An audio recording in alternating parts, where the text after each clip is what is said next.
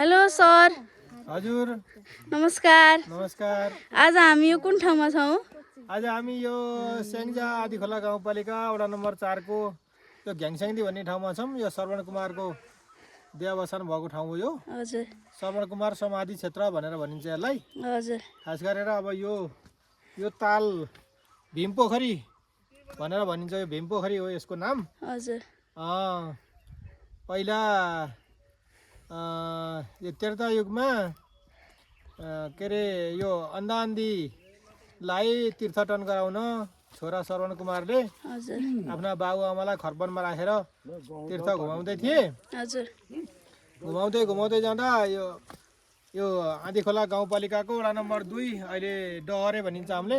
हजुर त्यहाँ बाबुआमालाई राखेर पानी खोज्दै पानी पियास लाएर पानी खोज्दै आउँदा पानी अन्त कतै नभेटिएर यहाँ पानी भेटिएको। हजुर र अनि यो पानी लिन आउँदाखेरि यहाँ पानी उभाउँछु भनेर घैँटो गर्दा डुडुडुडु अरेर वन हात्ती कराए जस्तो आवाज भएको हुनाले त्यो पल्लो त्यो कोल्टे पहरो देखियो नि। त्यो पहराबाट दशरथले बाण हान्नुभयो। दशरथ शिकार खेल्दै आउनुभएको त्यो बेला हजुर आउँदाखेरि बाण हानेर अनि यहाँ ठ्याक्क श्रवण कुमारले पानी उभाउन लाउँदा त्यो तिग्रामा त्यहाँ रोपिएको छ नि, त्यहाँ शिलामा पनि देखियो। हजुर अनि त्यहाँ तिग्रामा बाण लायो।